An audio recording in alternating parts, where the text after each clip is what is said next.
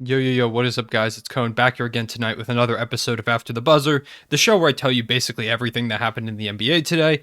We're going to go through some of the games. I'm not going to talk about all of them because there were some really ugly ones, but I'll talk about a few games here and there, some ones I thought were really good, and some important storylines to think about as we head into this final stretch of the season. Somehow, there's only like 8 games left for some teams, which is ridiculous. The season has really flown by. I know it's only 72 games, but I think part of the fact is that they've just been so packed together. Like it's like game after game after game, where it felt like a couple days ago we had 20 games left. Now we've only got 8. So the season is wrapping up very fast. Even when the season does wrap up, I'll still be doing a ton of videos and a ton of playoff coverage. So subscribe if you want to see more stuff like this and that stuff down the line. It's really easy to unsubscribe later. I hope you don't, but if you do, you know, it happens. But consider subscribing, like the video if you like content like this, and I'll go ahead and get into it. So big first game that we want to talk about is the Denver Nuggets versus the Los Angeles Clippers. Particularly, I want to talk about the Denver Nuggets, the winner of this game, 110-104, beating the Clippers in Kawhi Leonard's return game. Kawhi didn't play a ton in this game. He only played 26 minutes, and he was pretty productive in that time. He was putting up pretty much Kawhi numbers, 16, 5, and 6 in actually 30 minutes, not 26 minutes, which was a decent bit. He probably would have played more if he wasn't coming off of injury. Paul George, for example, played 38 minutes tonight. So Kawhi Leonard is still kind of working his way back. I think once he does work his way back, this Clippers team is going to get better, and they've already been really, really good, which is a scary sight for the rest of the Western Conference. I think the Clippers are getting ready for this playoff run. I know that Kawhi Leonard has missed some time, but I think that was good for him to rest and get into this rhythm. While a lot of the other players on this team have been getting into a rhythm, Rajon Rondo specifically is a guy that I didn't love the pickup of him. I thought that Lou Williams was a good bench scorer to have, and Rondo has been really, really good since coming to the Clippers. If he's able to re-up into that playoff mode, he's going to be a really important factor in the Clippers trying to finally make that conference finals and hopefully for them, inevitable or eventual finals run. So we'll see what the Clippers are capable of doing. Paul George really struggled tonight, was not efficient, only 20.7 rebounds, 2 assists. Not a great game from him. I hope people don't ignore the fact that he's been really good as of recently and only look at this one game. But you know, it's Twitter and the media, so they'll probably just destroy Paul George in like commentaries and stuff in the next couple days.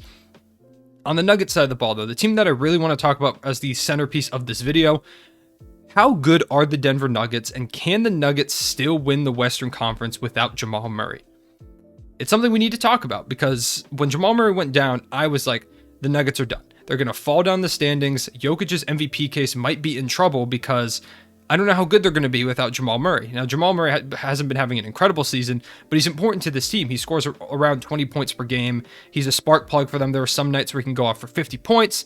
He's just a little inconsistent, which is why his scoring average is so low. If he was able to get consistent, I think he could be a consistent 23, 24 point per game scorer. He's just not quite there yet. But despite that, he is their second most important player on the team. And when he went down, I was like, the Nuggets are in trouble. Like, this is not going to be pretty for them. And now they've won 9 of their last 10 games. Since Jamal Murray went down, they're 9-1, which is an incredible feat. They've played some tough teams, and beating this Clippers team tonight in Kawhi Leonard's return game is huge for them. The biggest factor, of course, has been Nikola Jokic. He is the MVP. I don't think there's any case against Nikola Jokic at this point. You have other guys like Joel Embiid, but I think he's just missed too many games. And at this point, the Nuggets have a very similar record to the Sixers anyways. Even if the Sixers are a top 2 seed, the Nuggets with this win tonight took the 3 seed, and they're right behind the Suns and the Jazz, who are at those top 2 spots. I would not be surprised if the Nuggets find a way to take that 2 seed by the end of the season, the way that they've been playing recently. So, team success, statistically, it's Jokic. Jokic is the MVP for the 2021 season, and he played like it tonight. 13 points, 14 rebounds, 7 assists. I think he only had 1 turnover, too. He just does everything super efficiently. It doesn't look like it should be possible, but Jokic just gets it done. He is an incredible player. He's very deserving of the MVP award. He's been their best player, easily. He's had this team on his back a lot of the season. But there are other guys who are really stepping up since Jamal Murray went down. And the main guy I need to talk about is Michael Porter Jr. I've talked a lot about Nikola Jokic. I've made multiple videos talking about him. I made a video about 20 days or so ago about how he is going to win MVP and how cool that was, being a second round pick, being a very unique type of player. But Michael Porter Jr. is very similar in the fact that he is very unique as well, but for many, many different reasons. When you watch Michael Porter Jr. play, you will get very mad at him because he takes some of the worst shots I have ever seen in my entire life. I watch a lot of basketball. I play a lot of basketball. I play with guys at the rec who are ball hogs who take better shots than Michael Porter Jr. does on some nights. And it does not matter because he's 6'10" and he can just shoot right over you. And his shooting stroke is just so pure that half the time, the shot, sometimes even more than half the time, the shot's going to go down anyways. You could have 3 defenders draped all around Michael Porter Jr., and he's probably still going to drill the shot anyways. He's been phenomenal recently. Like, his offensive output's been at like a superstar caliber level. Super efficient, scoring night in, night out, different ways, 3-pointers, contested mid-range jumpers, driving to the basket. He's super explosive and a great athlete at 6'10". He's really, really hard to stop. If he finds more consistency, which it seems like he is in this stretch, if this is sustainable, Michael Porter Jr. is a terrifying sight for the rest of the Western Conference when they already have Nikola Jokic, and we've seen the potential, what Jamal Murray could do in a playoff series. If he could like find more consistent scoring, him, Michael Porter Jr., Nikola Jokic, that's a terrifying big three for the rest of the Western Conference to have to face. And not only offensively, Michael Porter Jr., a player that, keep in mind, was bad, just straight up bad, really just terrible defensively last season. There were so many games where he was just a revolving door. Players would just go right past him. He wouldn't put in a lot of effort, and he wasn't using his frame right. This season, something's changed. He did something in the offseason, and especially recently, that has made him a really solid defender most nights. He is sliding his feet better. He's cutting off the lanes better. It looks like he's better at predicting the direction that players are going to go. A lot of times last season, Michael Porter Jr. would be caught out like just absolutely clueless what the player was going to do on the offensive side of the ball. It felt like a player would get him on fakes more than 50% of the time. It just felt like he was biting and going after everything. And this season, he's a lot more committed on the defensive end of the ball. He's locked in. He's not falling for those fakes. He's using his length to disrupt shots a lot more. And he's sliding his feet better. He looks quicker. He's playing stronger. He's playing really, really good basketball, Michael Porter Jr. And if he's able to keep that defensive consistency with the way that he's been producing offensively as of recently, if that's all sustainable, he's going to be a superstar very, very soon. And you put him, Jokic, Jamal Murray, Aaron Gordon, that's a terrifying team. If this Nuggets core keeps going this direction, the Nuggets are going to win a championship in a very little amount of time. In like a couple seasons, 2-3 seasons, this Nuggets team's going to win a championship. And so that begs the question, without Jamal Murray, this team's still really good. Can they win the West? I really don't know. I don't think so. My problem is that in the NBA, you need like a superstar and like a co-star or like 2 superstars to win the NBA Finals. It's very, very difficult with one really like superstar caliber player, Nikola Jokic, and one really good up-and-coming player like Michael Porter Jr. to win a championship without that third guy. I know Aaron Gordon's pretty good, but he's not really that great of an offensive player. Their third best offensive player most nights is probably like a PJ Dozier, Campazzo, Aaron Gordon some nights. It's tough.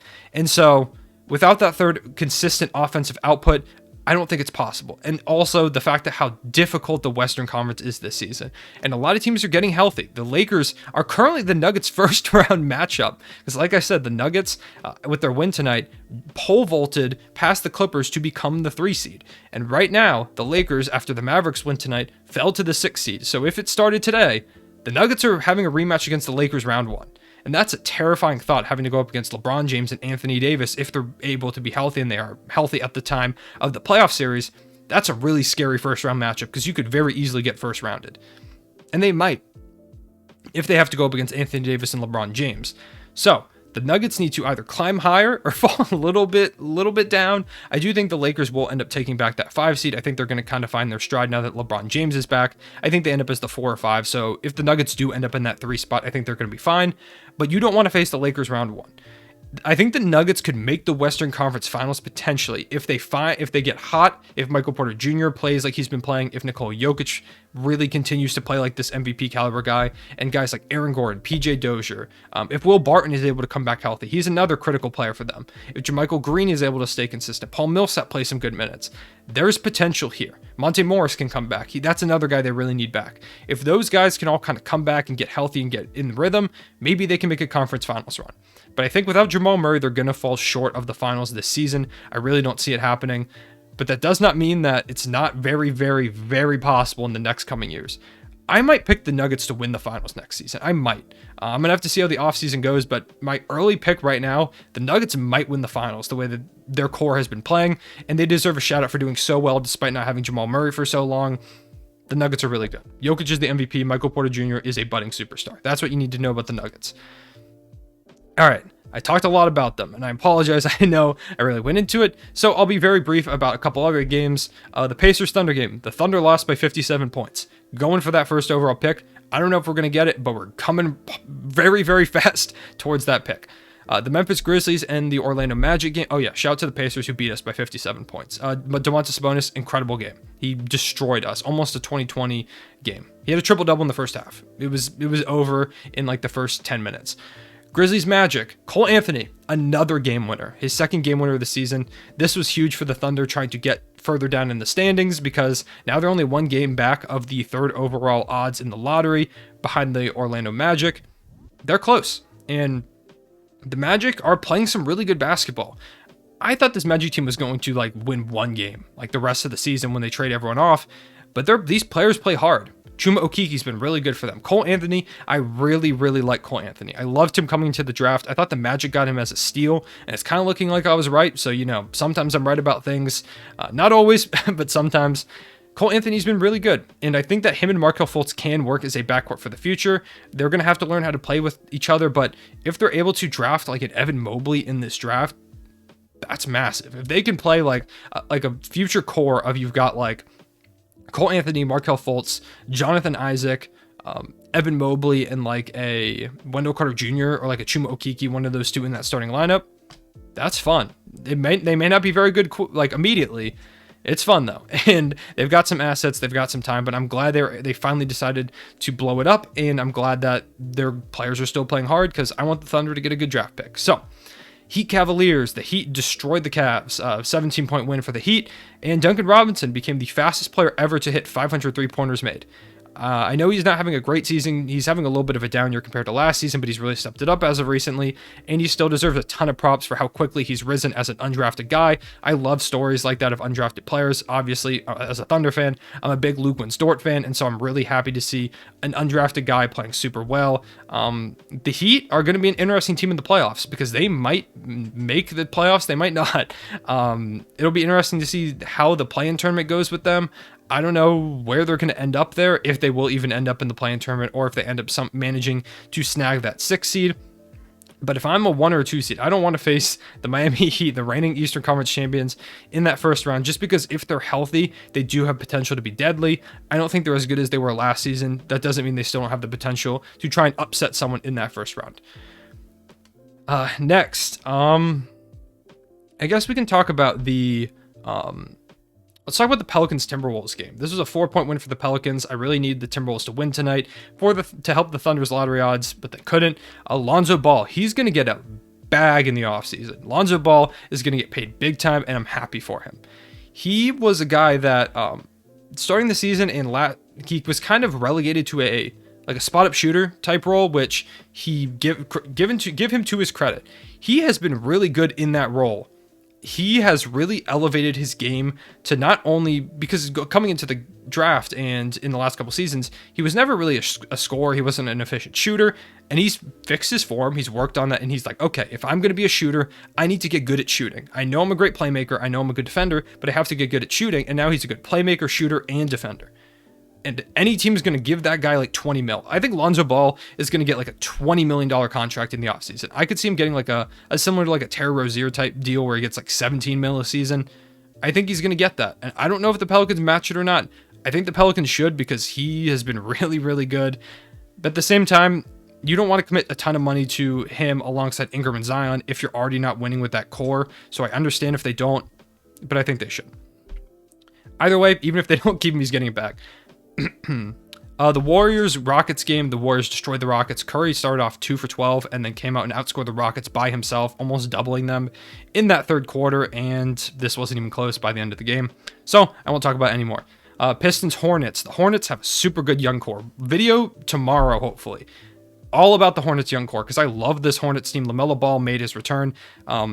continues to make the most unreal passes. He had this underhand pass like 70 feet down the court to someone under the basket from like the opposing like free throw line. Underhanded, just floated it right in there, right into like the pocket. He dropped the dime right in there and for a layup. He's so much fun. I'm making a video about the Hornets young core. If it's not tomorrow, it's the day after, but look out for it tomorrow because I love this Hornets team, and I'm really happy that LaMelo Ball is back. This makes the Rookie of the Year race really, really interesting now that LaMelo Ball came back, because I thought if he missed the rest of the time, it was just going to be Anthony Edwards' award to lose. But now it's going to be a question. Do you value how much time that Anthony Edwards has played, and he's continued to step it up over the last couple weeks since LaMelo Ball has been out? Or do you value LaMelo's overall better performance and production in the time, even if it was limited? It's going to be an interesting experiment in the Rookie of the Year race. And then I think the final game I'm going to talk about is Wizards Mavericks. Russ did not get a triple-double tonight, which sucks because I really want to see him break the triple-double record this season, and I still think he's going to. But every game matters. He's still 5 away, and I think the Wizards have 8-9 games left, so there's not a lot of margin for error. But Luka Doncic, 30 and 20 assists tonight. He's just really good. It was a battle between two guys who I think Luka Doncic is going to kind of take the mantle as like the triple-double guy when Russ retires, or as Russ continues to decline. I think eventually Luka Doncic is going to be a Russell Westbrook type player, where I could see Luka very easily averaging a 30-point triple-double one season. I know that sounds surreal to say for anyone other than Russell Westbrook, but if there's anyone that's going to do it, it's Luka Doncic, one of my favorite players to watch.